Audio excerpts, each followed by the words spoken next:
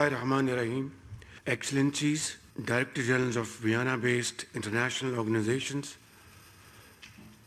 permanent representatives of diplomatic missions, distinguished guests, ladies and gentlemen, Assalamu alaikum and a very good afternoon. It is a great honor to address this distinguished gathering at the United Nations office in Vienna, a city that has long symbolized diplomacy, multilateralism, and the pursuit of peace through dialogue. Ladies and gentlemen, today we meet at a moment of profound global transformation and consequence. Our world stands at crossroads. We face intertwined crises. The defining danger of our time is not any single threat, rather it's the combination of many. Geopolitical hostility, climate stress, and technological disruption are all converging into a single destabilizing force. The planet is facing a moment of polycrisis. Ladies and gentlemen, we all know fully well that a growing global population is fast depleting the finite natural resources of our planet.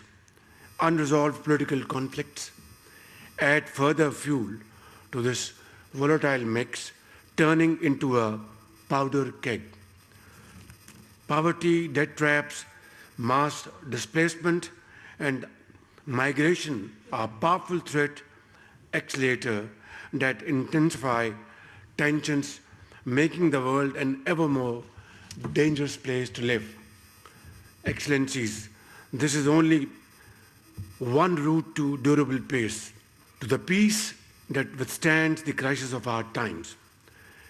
It is a route of sustainable development, inclusive, sustainable development that leaves no one behind. It is humanity's ultimate prevention tool, and therefore it is need of the hour. Ladies and gentlemen, development cannot be called sustainable if it excludes millions from the promise of a better life. We must therefore pursue policies that promote inclusion, strengthen social protection, and ensure equitable distribution of resources. Only then can we raise living standards, reduce inequalities, and build societies where prosperity is shared and human dignity is preserved. Ladies and gentlemen, while sustainable development is a universal goal, we must acknowledge that its burdens and benefits are not equally distributed amongst community of nations. Developing countries, despite contributing least to global emissions and historical inequities, bear the heaviest cost of climate change, debt distress, and economic volatility. Pakistan's own experience is illustrative. We stand at the front lines of the climate crisis, not through any fault of ours, but as one of its most disproportionate victims. We contribute less than 1% of global emissions, yet we bear the brunt of cascading impacts. The devastating floods of 2022 are still fresh in our memories. It claimed thousands of lives, washed away millions of acres of standing crop, and millions of houses were annihilated and razed to ground. Last year, the floods unfortunately returned again, with vengeance this time. Ladies and gentlemen, these disasters do more than destroy homes, crops, and infrastructure. They erode human security at its core. Therefore, sustainable development must be anchored in equity, justice, and fair play. Without these principles, global peace will remain elusive forever. Distinguished participants, despite formidable challenges, Pakistan remains firmly committed to the ideals of sustainable development. We have integrated the sustainable development goals into our national development planning, recognizing that economic growth must be inclusive, resilient, and responsible. Our focus is on human development, education, healthcare, food security, and social protection, particularly for women and youth, who represent our greatest asset and our future. In Pakistan, we are having a youth bulge. Therefore, it is a great challenge as well as a great opportunity.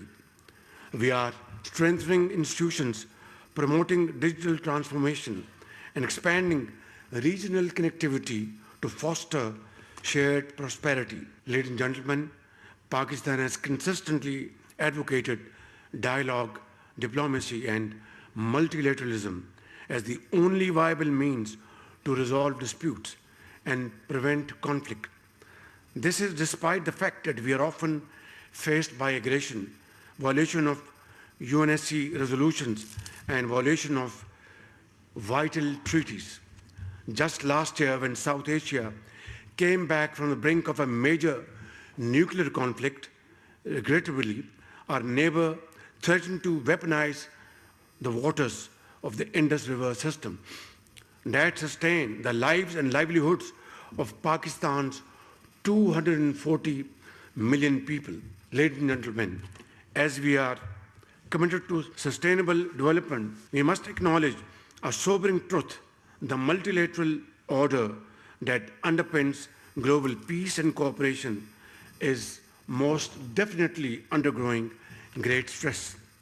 Now, more than ever, the United Nations must be reinforced, properly resourced, and reformed where necessary so it can continue to serve as a central pillar of global cooperation. Excellencies, Viyana occupies a unique place in the UN system. It is home to critical pillars of global governance: counterterrorism, drugs, crime prevention, criminal justice reforms, industrial development, responsible and the peaceful uses of nuclear technology, and outer space. Pakistan, therefore, greatly values its constructive engagement with IAEA, UNIDO, UNODC, and other Vienna-based entities, and we remain completely committed to supporting their mandates.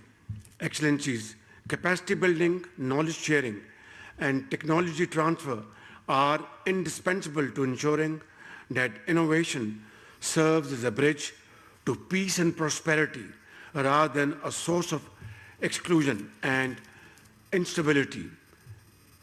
Artificial intelligence, biotechnology, and emerging technologies must be governed in ways that benefit all of humanity, not a privileged few.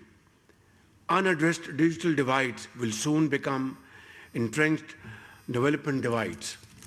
Therefore, let us not merely dress the festering wounds of our world, let us heal them at their source. For when we fail to meet the development needs of our time, we place the peace of our future at great risk. Thank you all. God bless you.